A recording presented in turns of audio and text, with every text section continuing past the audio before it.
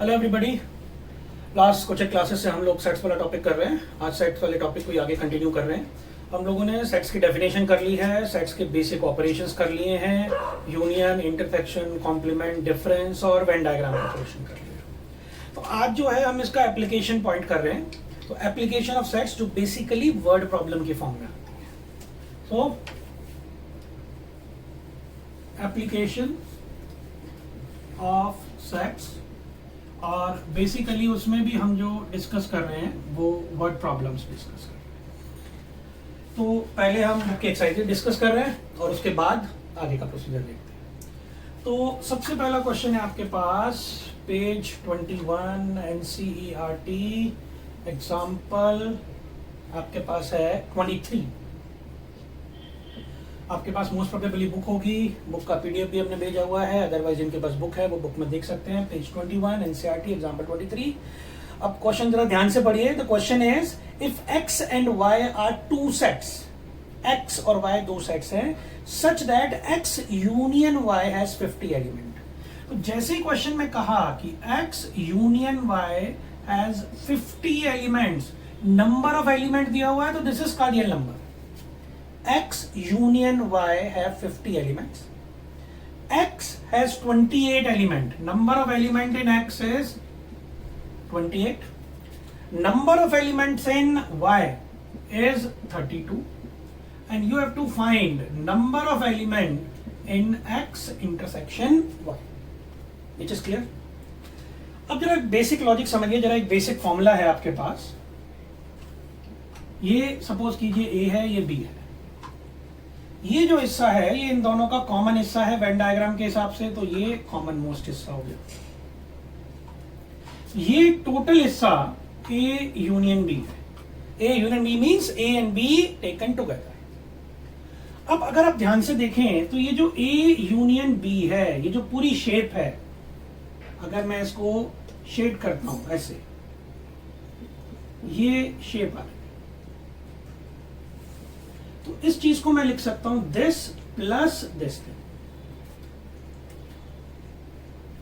ये जो चीज है ये है आपके पास A, और ये चीज कहां से आई है? आपने B में से ये वाला हिस्सा निकाला है विच इज इंटरसेक्शन। तो B माइनस इंटरसेक्शन।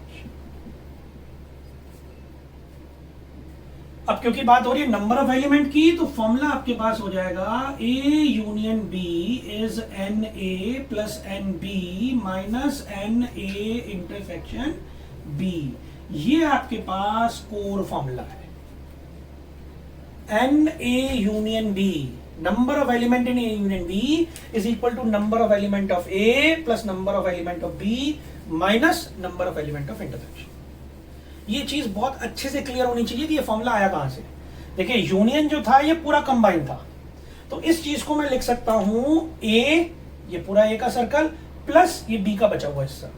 और ये जो B का बचा हुआ हिस्सा ये कैसे आया है? B में से इंटरसेक्शन हटाया। आप अदर वे राउंड भी ले सकते थे। आप ये कह सकते थे कि ये वाला पोर्शन प्लस B का पूरा सर्कल, तो ये तो हो गया B, और ये चीज क्या हो गई? A minus.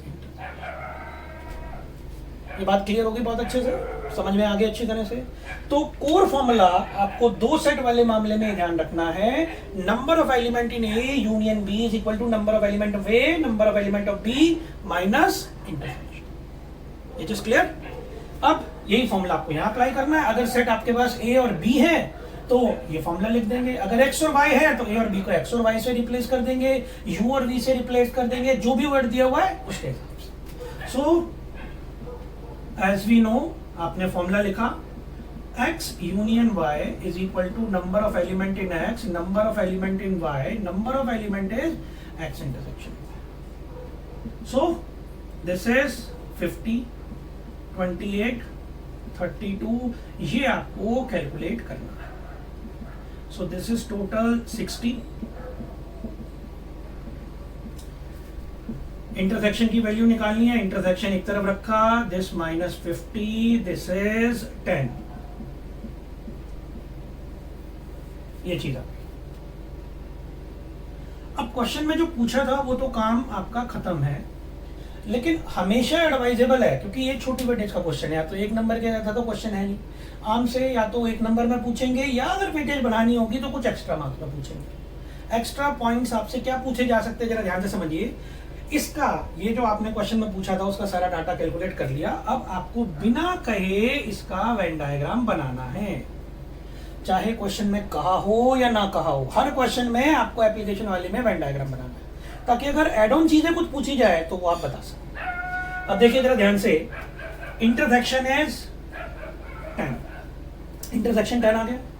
अब x में कितने हैं टोटल मिला के 28, x में टोटल 28 हैं, 10 मैं लिख चुका हूं, तो बाकी कितने बचे 28 माइनस 10 18, ताकि जब मैं इन दोनों को ऐड करूंगा तो x के अंदर 18 प्लस 10 28, y में कितने हैं आपके पास 32, तो y के सर्कल में 32 है, 10 में ऑलरेडी लिख चुका हूं, तो बाकी कितने बचे 22।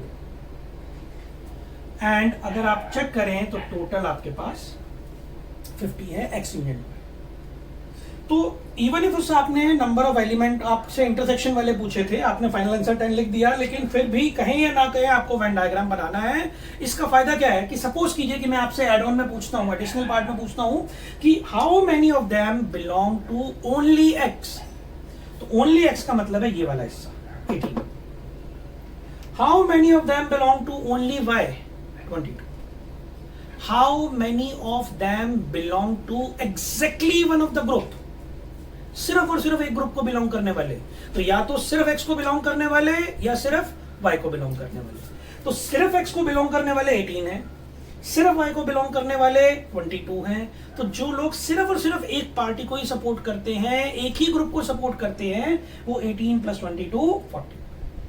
तो यानी कहने का मतलब ये है कि इस पर्टिकुलर डाटा सेट में मैं आपसे खाली नंबर ऑफ एलिमेंट इंटरसेक्शन नहीं पूछ सकता था, मैं आपसे उसके अलावा ओनली x वाले एलिमेंट, ओनली y वाले एलिमेंट, या number of element belonging to exactly one of the group पूछ सकता था, और वो सारी चीजें आप वेन डायग्राम बनाने के बाद इमीडिएटली निकाल सकते। ये बात क्लियर हो गई अच्छी तरह से। हमारे पास कोर फॉर्मूला जो आया है वो दो एलिमेंट्स के लिए a union b is equal to na plus nb minus intersection. Intersection मतलब common, union means either or. It is clear. इनके लिए लैंग्वेज फॉर्म में क्या वर्ड यूज किया जाता है, जरा वो चीज मैं आपको क्लियर कर देता हूं कि अगर लैंग्वेज फॉर्म में पूछेंगे तो क्या वर्ड यूज करेंगे। जरा ध्यान से समझिएगा, ये जो लैंग्वेज वर्ड वाला मामला है ना, ये आपको बहुत अच्छे से क्लियर होना चाहिए ताकि कोई कंफ्यूजन ना रहे। फॉर्मूले के डेरिवेशन की कोई बहुत जरूरत नहीं है, बाकी मैंने आपको लॉजिक बता दिया कि फॉर्मूला कैसे ड्राइव करते हैं। अब जरा टेक्निकल टर्म्स आप जरा ध्यान से समझ लीजिए कि कैसे यूज होती हैं। जैसे अगर आपसे कभी भी कहा गया आइदर ए और बी, या वर्ड यूज किया गया at least one of A as well as B, either or, at least one, या खाली ए और बी, ये कीवर्ड है। अगर ये चीज कुछ भी वर्ड यूज हो रहा है, इसका मतलब मैं जब भी रेफर कर रहा हूं मैं यूनियन को रेफर कर रहा हूं, number of element in union. तो मैं सीधा सीधा भी बोल सकता हूं ए यूनियन बी, मैं ये भी बोल सकता हूं ए और बी, मैं बोल सकता हूं आइदर ए और बी, या at least one of A and B. At least one अगर लगाया है तो यूनियन की बात हो रही है। अगर मैंने कहा at least one of A B C, तो A union B union C की बात है। अगर दो लोगों का एटलीस्ट है तो उन दोनों के यूनियन की बात हो। It is clear. अगर बोला है ए एंड बी, या both A as well as B together, and both, अगर ये वर्ड आ रहे हैं इसका मतलब इंटरसेक्शन। साइमल्टेनियसली भी वर्ड यूज करा जा सकता है, simultaneously A as well as B. तो अगर एंड आ रहा है, बोथ आ रहा है, साइमल्टेनियसली आ रहा है, इसका मतलब इंटरसेक्शन। अगर और आ रहा है, आइदर और आ रहा है, एटलीस्ट वन आ रहा है, इसका मतलब यूनियन की बात है। It is clear. अच्छा, अगर कभी आपसे कहा जाए इन अ क्लास, या इन अ ग्रुप, या इन अ सर्वे, या इन अ सोसाइटी, ठीक है साहब, in a class, in a group, in a society, in a survey, in a school. अगर कभी भी ऐसे दिया जाए कि साहब स्कूल के अंदर टोटल मिला के इतने लोग हैं, एक सोसाइटी में इतने लोगों का सर्वे हुआ और एक ग्रुप के अंदर इतने लोग हैं, इस सब का मतलब क्या हो गया कि आपसे यूनिवर्सल सेट के रिगार्डिंग बात, जो बाहर बॉक्स बनता है यूनिवर्सल सेट, कि एक स्कूल के अंदर इतने बच्चे हैं। अगर सपोज कीजिएगा कि एक स्कूल के अंदर 2000 स्टूडेंट हैं, इसका मतलब यूनिवर्सल सेट की बात हो रही है। It is clear? In a group, in a class, in a society, अगर ऐसा कुछ वर्ड यूज करते हैं तो इसका मतलब यूनिवर्सल सेट की बात हो रही है। और जरा कॉमन सेंस के पॉइंट ऑफ व्यू से एक बात और बहुत अच्छे से ध्यान से समझ लीजिएगा, ये होता है बेटा यूनिवर्सल सेट, जो आपको बताया रेक्टेंगल की शेप में बनता है। ये ए और बी होते हैं, जो ओवरलैपिंग हिस्सा है वो इंटरसेक्शन है, और ये जो टोटल बच गया है ये यूनियन है, और जो बाकी बचा हुआ हिस्सा है वो neither A nor be. It is clear? तो जरा ध्यान से समझिए, इसमें अगर आप ध्यान से देखें तो यूनिवर्सल सेट सबसे बड़ी चीज है, बॉक्स, इससे बाहर कुछ भी नहीं है। तो लार्जेस्ट चीज जो है वो यूनिवर्सल सेट है, उसके बाद यूनियन है, ठीक है। सबसे छोटी चीज जो है वो इंटरसेक्शन है, इंटरसेक्शन सबसे छोटी चीज है, और ए और बी जो हैं वो इनके बीच में आ। ए और बी में ऐसा कोई रूल नहीं है कि ए बड़ा होगा या बी बड़ा होगा या कौन सा छोटा होगा, कैसा होगा। सबसे छोटी चीज है इंटरसेक्शन, उसके बाद ए और बी का नंबर आता है, कोई भी में बड़ा छोटा हो सकता है, लेकिन ये बात पक्की है कि इंटरसेक्शन से बड़े होंगे। ये चीजें फिर यूनियन से छोटी होंगी या यूनियन के बराबर होंगी, और यूनियन इटसेल्फ में हमेशा universal set. It is clear? अगर आपसे कभी कहा जाए ए बट नॉट बी, इसका मतलब है ए माइनस बी, इसका मतलब है ओनली ए। डायग्रामेटिकली इसका मतलब हुआ ये वाली चीज, इसका मतलब है ए माइनस इंटरसेक्शन, और नंबर ऑफ एलिमेंट की टर्म्स में बात हो रही है तो लैंग्वेज ध्यान से पढ़िए। वेन डायग्राम के टाइम पे भी हमने बात बताई हुई थी, अभी ये बात दोबारा इसलिए यूज कर रहे हैं कि इन केस अगर वर्ड प्रॉब्लम में कहा कि we need only A not B, इसका मतलब ए माइनस बी चाहिए, इसका मतलब ए में से कॉमन एलिमेंट हटा दो। तो डायग्राम के पॉइंट ऑफ व्यू से ये चीज, सपोज कीजिए आपसे कहा जाए क्वेश्चन में neither A nor be, neither A nor be, तो नाइदर ए नॉर बी का मतलब है ना तो ए चाहिए एंड ना बी चाहिए। नाइदर ए नॉर बी, ना तो ए चाहिए ना बी चाहिए, ए भी नहीं चाहिए and at the same time B भी नहीं चाहिए। तो बाय डिमॉर्गन्स लॉ इसको आप लिख सकते हैं ए यूनियन बी का डैश, डैश का मतलब आपको पता ही है कॉम्प्लीमेंट, ठीक है। सो कॉम्प्लीमेंट का मतलब क्या हुआ, आपको यूनिवर्सल सेट में से यूनियन हटाना है। तो ये बात बहुत अच्छे से ध्यान रखना। नाइदर ए नॉर बी, वैसे diagrammatically neither A nor be का क्या मतलब हुआ आपके पास, अगर ये चीज ए है ये चीज बी है, ये यूनिवर्सल सेट है, तो ये जो बची हुई चीज है this is neither A nor be. तो कैसे निकलिए, देखिए यूनिवर्सल सेट में से यूनियन हटा दिया, और यूनियन का फॉर्मूला क्या है आपके पास, n A union B is equal to n A plus n B minus. तो वर्ड प्रॉब्लम करने के लिए आपको ये चीजें बहुत अच्छे से पता होनी चाहिए। एक तो आपका कोर फॉर्मूला, अगर दो सेट के मामले में बात हो रही है तो n A plus n B minus intersection, ये आ गया जी एन ए यूनियन बी का फॉर्मूला। यूनियन को सीधा सीधा भी कहा जा सकता है या ये कीवर्ड्स लगाए जा सकते हैं, और आइदर और एटलीस्ट वन, इसका मतलब यूनियन की बात हो रही है। अगर हम बात करें इंटरसेक्शन की तो सीधा सीधा इंटरसेक्शन बोल सकते हैं, या एंड या बोथ वर्ड लगाए जा सकते हैं। अगर कभी लिखा हुआ है in a class, in a group, in a survey, in a society, in a school, इसका मतलब number of element and universal set. It is clear? Diagrammatically आपको मतलब बता दिया, यूनिवर्सल सेट सबसे बड़ा होता है, तो यूनिवर्सल सेट सबसे बड़ा, इंटरसेक्शन सबसे छोटा। सो एन ए और एन बी जो है वो बीच में आते हैं, इंटरसेक्शन छोटा, ए और बी बीच में, यूनियन उससे बड़ा, universal set. It is clear? बहुत अच्छे से ये बात समझ में आ गई। अब इसके बेसिस पर हम आगे क्वेश्चन करने लगे। और क्वेश्चन में पूछा हो या ना पूछा हो, हर बार आपको वेन डायग्राम बनाना है। It is clear? अब देखिए वर्ड प्रॉब्लम कर रहे हैं, कोई बहुत मुश्किल वाला काम नहीं है, 5-4 एग्जांपल्स हैं, उसको करने से लॉजिक क्लियर हो जाए।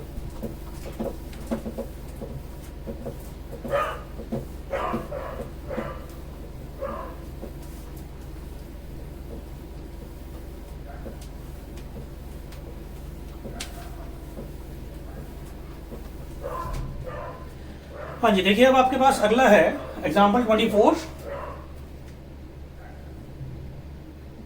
Page 22 NCERT. क्वेश्चन बहुत ध्यान से पढ़िए। क्वेश्चन है आपके पास, in a school there are 20 teacher who teach maths और फिजिक्स। देखिए मैथ्स और फिजिक्स और 20 टीचर्स, जैसे ही और लगा इसका मतलब बात हो रही है यूनियन की। मैंने ए और बी लिखने की बजाय मैथ्स को एम से डिनोट कर दिया, पी को फिजिक्स से डिनोट कर दिया, ताकि मुझे बार बार एक्सप्लेनेशन ना देना पड़े। अगर आप उसे ए और बी मानते तो आपको लिखना पड़ता है A means maths, B means physics, इसलिए हमने उसका फर्स्ट इनिशियल यूज कर दिया। Of these 12 teach mathematics, 12 teach mathematics, 12 लोग मैथ्स पढ़ाते हैं, एंड 4 टीच बोथ, कीवर्ड आ गया आपके पास, बोथ मतलब intersection, both physics and mathematics, physics and mathematics is 4। So इसका मतलब हो गया M इंटरसेक्शन P। बेटा M इंटरसेक्शन P लिखें या P इंटरसेक्शन M लिखें? इंटरसेक्शन और यूनियन कम्यूटेटिव होते हैं, A union B, B union A, A intersection B, B intersection A is one and same thing. तो उसमें कंफ्यूज मत होइएगा कि P एंड M लिखा, यहाँ M एंड P लिख दिया, that is one and same thing. Now you have to find how many of them teach physics. तो आपको जो निकालना है फिजिक्स कितने लोग पढ़ाते हैं। देखिए यूनियन दिया हुआ है, इंटरसेक्शन दिया हुआ है, ये दिया हुआ है, ये दिया हुआ है, 4 चीजें हैं बेटा आपके पास फॉर्मूले में। हर बार क्वेश्चन में क्या होगा, इन 4 में से कोई 3 चीजें देंगे और बची हुई चौथी क्वांटिटी आपको फॉर्मूले से निकालनी है। बिल्कुल एलिमेंट्री क्वेश्चन है, हर बार उठा के फॉर्मूला लिख लेना।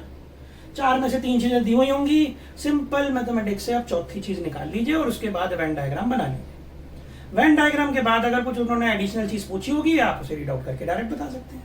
देखिए so as we know, so M union P is M plus P minus M intersection P। ये चीज 20, this is 12, फिजिक्स का नंबर मुझे पता नहीं, and this is 8 plus NP, this is 12 NP। 12 लोग जो हैं वो फिजिक्स पढ़ाते हैं। अब जो पूछा था वो आंसर निकल गया, अब बिना कहे मुझे वेन डायग्राम बनाना है। तो ये मैथ्स, ये फिजिक्स, कॉमन है 4 लोग। मैथ्स में कितने लोग हैं आपके पास? 12 लोग। तो इस सर्कल में 12 लोग आने चाहिए, 4 में ऑलरेडी लिख चुका हूं, बाकी बचे 8। सिमिलरली फिजिक्स में कितने लोग हैं आपके पास? अभी आपने निकाला 12, 4 में ऑलरेडी लिख चुका हूं, बाकी 8। अगर आप इसको टैली करें टोटल, यहां आपको यूनिवर्सल सेट बनाने की जरूरत नहीं पड़ी है, बिकॉज क्वेश्चन में कहीं नहीं कहा है कि स्कूल में कितने टीचर हैं। उन्होंने आपको सिर्फ जो डाटा दिया है वो मैथ्स और फिजिक्स वालों का डाटा दिया है कि या तो मैथ्स पढ़ाते हैं या फिजिक्स पढ़ाते हैं। तो ऐसा नहीं है कि स्कूल में सिर्फ मैथ्स और फिजिक्स ही पढ़ाई जाती है। तो अगर बाई चांस क्वेश्चन में कहा होता कि देयर आर से 100 teacher, 20 teachers in the school, in a group, in a survey, in a society, ये जो कीवर्ड है वहां से उठाया हमने मटेरियल। तो अगर स्कूल के टोटल टीचर्स दिए होते तो वो यूनिवर्सल सेट उसके बराबर होता और आपको बाहर बॉक्स बनाने की जरूरत पड़ती। एट प्रेजेंट आपको नहीं पता है कि टोटल टीचर कितने हैं, तो आपको बाहर का सर्कल नहीं बना। तो ये वेन डायग्राम बन गया। अब आपसे एडिशनल क्या पूछा जा सकता है क्वेश्चन में, जैसे अभी आपने निकाला फिजिक्स, तो अगर मैं आपसे कुछ एक्स्ट्रा पूछना चाहूं तो मैं आपसे पूछ सकता हूं कि number of teachers who teach only physics. बेटा फिजिक्स टीच करने में और ओनली फिजिक्स टीच करने में फर्क है। फिजिक्स टीच करने का मतलब है ये 12, ओनली फिजिक्स का मतलब हुआ ये वाला हिस्सा जो सिर्फ फिजिक्स पढ़ाते हैं, मैथ्स नहीं पढ़ाते हैं। तो डायग्राम का ये फायदा था कि अगर आपसे ओनली फिजिक्स पूछा दिस इज 8, अगर आपसे ओनली मैथ्स पूछा जो सिर्फ और सिर्फ मैथ्स पढ़ाते हैं तो दिस इज 4। अगर आपसे ये पूछा कि ओनली वन सब्जेक्ट, सिर्फ और सिर्फ एक सब्जेक्ट एक्सक्लूसिवली, तो 8 लोग ये हैं, 8 लोग ये हैं, टोटल मिला के 16। ये आपसे एडिशनल चीजें पूछी जा सकती हैं। तो अगर इनमें से कोई एक चीज भी आपसे पूछी गई होती तो आपको ये सारा काम करना था। इसीलिए आपसे कहा गया है कि जब भी आप क्वेश्चन कर लें, हर बार आपको वेन डायग्राम बनाना है, और वेन डायग्राम के बेस पर आप बहुत सारी एडिशनल चीजें बता सकते हैं। ये वर्ड प्रॉब्लम के फॉर्म में कहा हुआ है। वर्ड प्रॉब्लम में बस थोड़ा सा फर्क क्या होता है, जैसे अब उन्होंने एम यूनियन पी डायरेक्ट कहने की बजाय मैथ्स और फिजिक्स वर्ड यूज कर दिया। तो आपको मतलब पता होना चाहिए, हमने की पॉइंट बताए हुए हैं, और एटलीस्ट, आइदर और इसका मतलब यूनियन, एंड, बोथ, साइमल्टेनियसली इसका मतलब इंटरसेक्शन की बात हो रही है। In a class, in a group, in a survey, in a society, अगर ये वर्ड यूज करा है, यूनिवर्सल सेट की बात हो रही है। नाइदर नॉर का क्या मतलब है, ओनली ए का क्या मतलब है, only A but not be का क्या मतलब है, यूनिवर्सल सेट किस सेकंड। ये चीज क्लियर। अगले एग्जांपल पर आते हैं। एग्जांपल 25 सेम पेज पर है आपके पास। ये बहुत मुश्किल क्वेश्चन नहीं है, बहुत आसान वैरायटी है।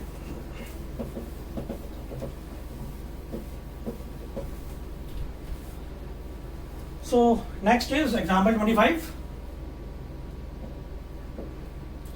Now example 25, in a class of 35 student, in a class, in a group, in a survey, in a society, in a school, अगर ऐसा कुछ वर्ड बोला है तो यूनिवर्सल सेट। क्लास में 35 बच्चे हैं। 24 likes to play cricket, 24 को क्रिकेट पसंद है। हमने क्रिकेट को कैपिटल सी से रिप्रेजेंट कर दिया ताकि मुझे डिफाइन ना करना। आप उसे कुछ और चीज मानते, ए बी वगैरह कुछ मानते, आपको लिखना पड़ता कि ए का मतलब cricket and so on. Then 16 likes to play football, 16 likes to play football। ध्यान रखिएगा, हम एग्जाम्पल 25 पेज 22 एनसीईआरटी डिस्कस कर रहे हैं। तो आपके पास बुक है, पीडीएफ है, वहां से आप क्वेश्चन पढ़ सकते हैं।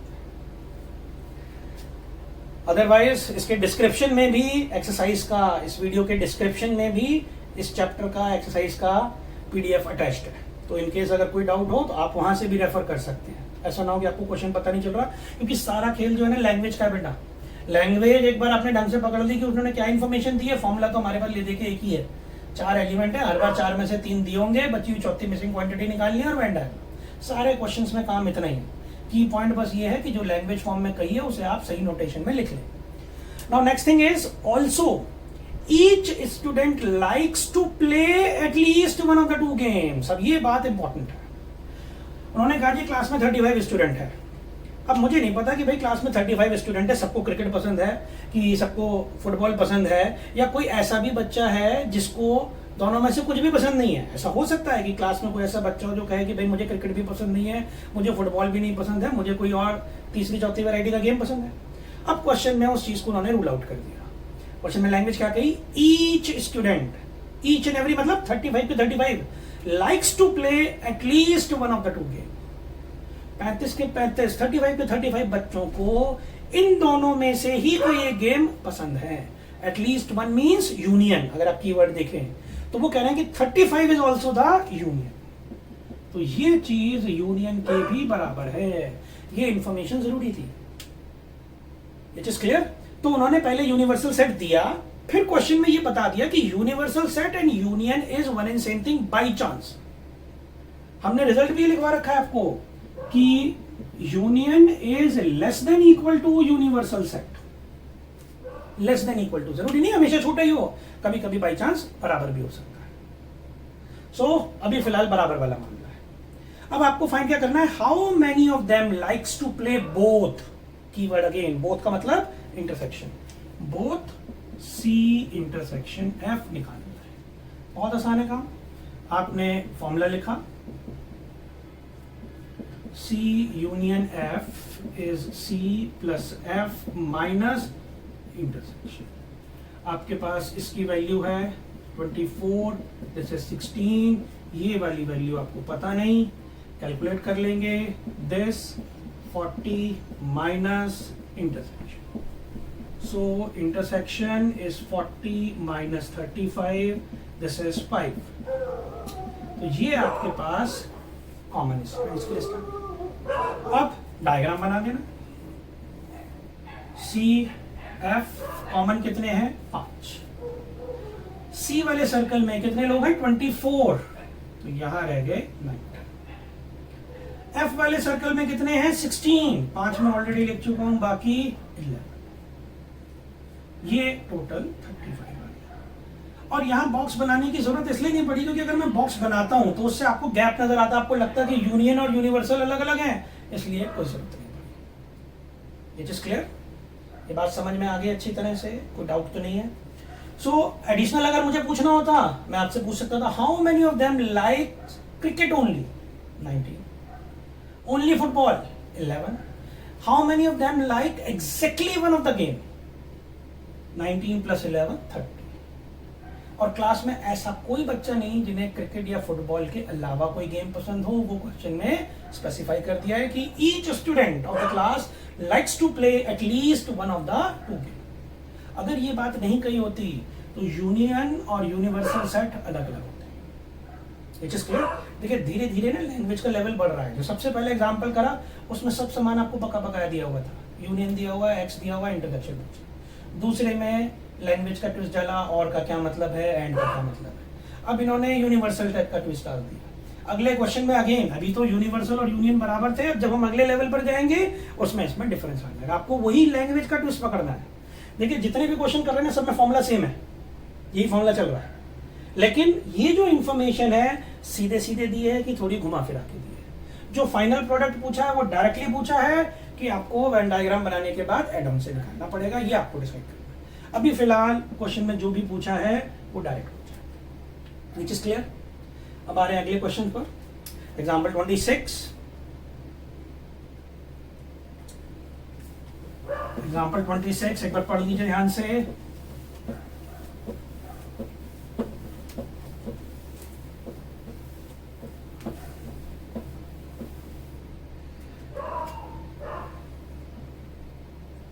Page 23.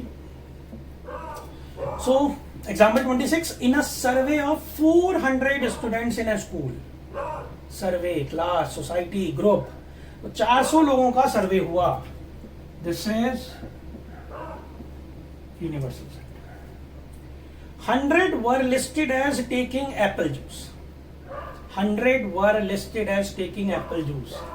100 लोगों को एप्पल जूस पसंद है या वो एप्पल जूस लेते हैं। 150 as taking orange juice. Orange juice वाले 150 लोग हैं। 75 were listed as taking both apple as well as orange juice. Apple and orange juice 75 लोग हैं। Find how many of them were taking neither apple nor orange juice. मुझे चाहिए neither apple nor orange juice, ये निकल, यानी diagram based चीज है। अब देखिए बेटा एक बात जरा ध्यान से समझिए। 400 लोगों का सर्वे किया, कुछ लोगों को एप्पल जूस पसंद है, कुछ को ऑरेंज जूस पसंद है, कुछ को दोनों जूस पसंद है। ऐसे भी लोग हैं जिन्हें दोनों में से कोई भी जूस पसंद नहीं है।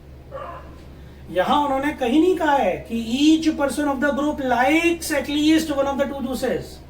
अगर वो ऐसी बात कहते तो यूनियन यूनिवर्सल सेट के बराबर हो जाता। अभी ऐसा नहीं कहा हुआ है। आपके पास इंफॉर्मेशन क्या है, ए दिया हुआ है, बी दिया हुआ है, इंटरसेक्शन दिया हुआ है, ठीक है। तो जब 3 चीजें दी हुई है तो बची हुई चौथी चीज क्या रह जाएगी आपके पास। As we know A union orange is A plus orange minus A intersection orange. Union मुझे पता नहीं, this is 100, this is 150, this is 75, तो this is 100 + 75 175 A union orange. अब अगर मैं इसका वेन डायग्राम बनाता हूं तो पहले तो बॉक्स बनाना पड़ेगा क्योंकि बात हो रही है यूनिवर्सल सेट की। 400 लोग हैं, ये एप्पल, ये ऑरेंज, कॉमन कितना हुआ आपके पास 75। एप्पल वाले कितने आपके पास 100। इस सर्कल में आपके पास टोटल है 100, 75 में लिख चुका हूं, बाकी 25। ऑरेंज वाले कितने आपके पास 150, 75 में लिख चुका हूं, बाकी 75। आप चाहें तो चेक कर सकते हैं, ये टोटल हो गया 175। अब ये वो लोग हैं विच लाइक आइदर एप्पल और ऑरेंज, ये जो बाहर बचे रह गए, जो इन एप्पल और ऑरेंज की रेंज से बाहर हैं, that is 400 minus 175 225, these are the person who don't like neither apple nor orange। ये डायग्राम से कहने के लिए आप कर सकते थे कि neither apple nor orange का मतलब हो गया Apple dash intersection orange dash, और फिर डिमॉर्गन से ए union orange dash and this is universal set minus this.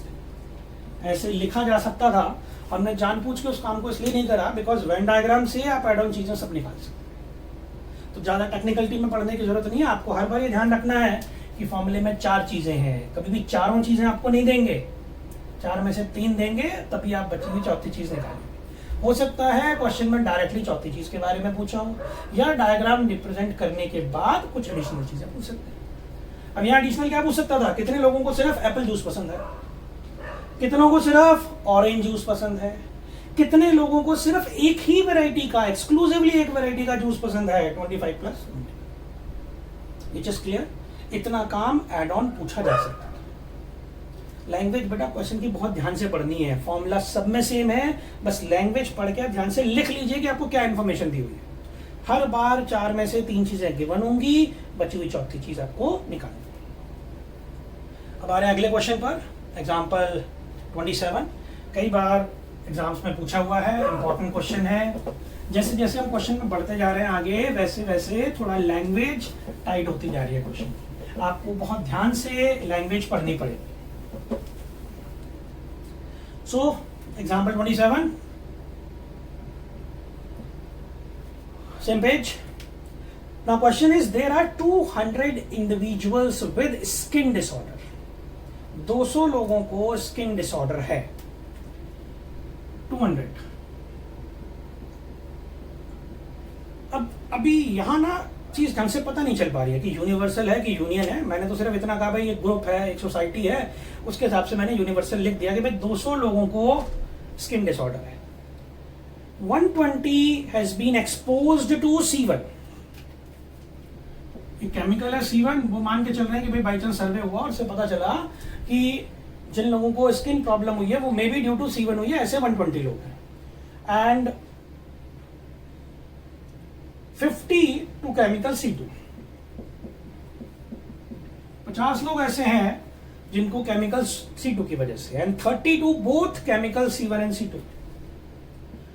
30 are expose to both C1 and C2। Both का मतलब हो गया इंटरसेक्शन। क्लियर?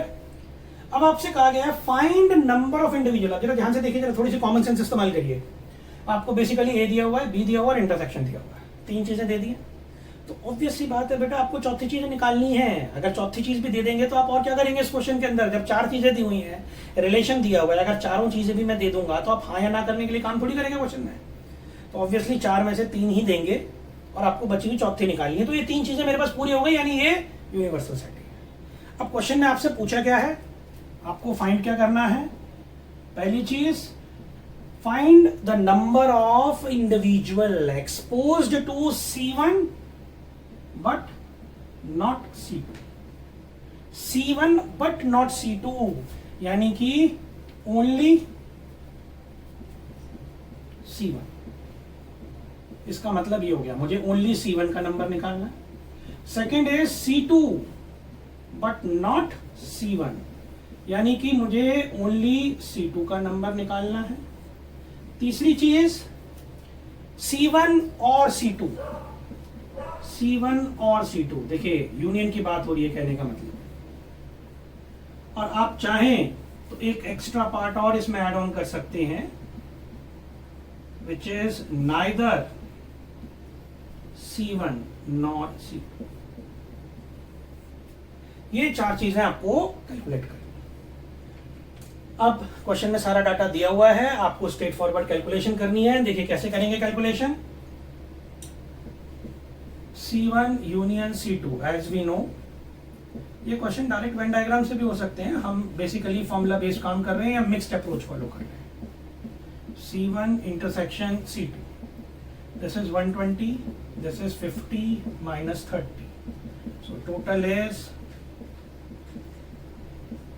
इसका मतलब होता है और, तो C1 और C2, तो ये जो चीज पूछी थी दिस इज सिंपली 140. डायग्राम बना लेते हैं. यूनिवर्सल सेट है 200, C1 C2, इंटरसेक्शन कितना है आपके पास 30. हमेशा अंदर से बाहर की तरफ लिंक करी जाती है. यूनिवर्सल सेट तो बाहर की चीज है इसलिए वो पहले बना दिया, अदरवाइज पहले इंटरसेक्शन. अब C1 में 120 है, 30 में ऑलरेडी लिख चुका हूं, बाकी इधर 90 रह गया. C2 में 50 है, 30 में ऑलरेडी लिख चुका हूं, बाकी 20 रह गए. आप चेक कर सकते हैं ये 140 और ये जो बचे हुए लोग रह गए ये आपके पास 60. 200 का टोटल बॉक्स था, इन कंटेनर्स में 140 आ गया, बाकी बचा आपके पास 60. अब जो जो चीज पूछे देखिए जरा आराम से फॉर्मूले से कैलकुलेट हो जाएगी. ओनली C1, खाली C1 वाले, ये वाला हिस्सा C1 बट नॉट C2, 90 आ गया. देन ओनली C2, 20 आ गया आपके पास. एंड देन यूनियन हम ऑलरेडी लिख चुके हैं. अगर एक्स्ट्रा पार्ट पूछे नाइदर C1 नॉर C2 तो ये आपके पास फर्दर 60. बट अब सबसे इंपॉर्टेंट चीज है, आपको लैंग्वेज फॉर्म में पढ़ के ये बहुत अच्छे से क्लियर होना चाहिए कि ये यूनियन दिया हुआ है, ए दिया हुआ है, बी दिया हुआ है, इंटरसेक्शन है कि यूनिवर्सल सेट है. अगर कभी भी in a group, in a class, in a society, in a survey अगर वर्ड आता है तो यूनिवर्सल सेट दिया हुआ है. यूनिवर्सल सेट यूनियन के बराबर सिर्फ तभी होगा जब डायरेक्टली इनडायरेक्टली कहीं ना कहीं उन्होंने मेंशन कर दिया हो कि each member of the group likes to play at least one मतलब यूनियन, तो आपके पास यूनिवर्सल सेट यूनियन के बराबर होगा. अदरवाइज अपनी मर्जी से आप नहीं ले सकते. इसके बेस पर आप एक्सरसाइज 1.6 कर सकते हैं. 1.6 में होपफुली आपको कोई प्रॉब्लम नहीं आएगी. और स्पेसिफिकली आपके पास एक्सरसाइज में एक क्वेश्चन है, क्वेश्चन नंबर 7. देखिए एक्सरसाइज 1.6 विद एग्जांपल्स आप कर सकते हैं with slight modification in question number 7, क्योंकि जो हमने रूल्स बताए उसके हिसाब से कई बार ऐसा लगता है कि 7 में वो बात फिट नहीं हो रही है. तो 7 क्वेश्चन में ध्यान रखिएगा. वो कह रहे हैं कि in a group of 65 people 40 likes cricket, 10 like cricket and tennis, how many like tennis only not cricket and how many like tennis.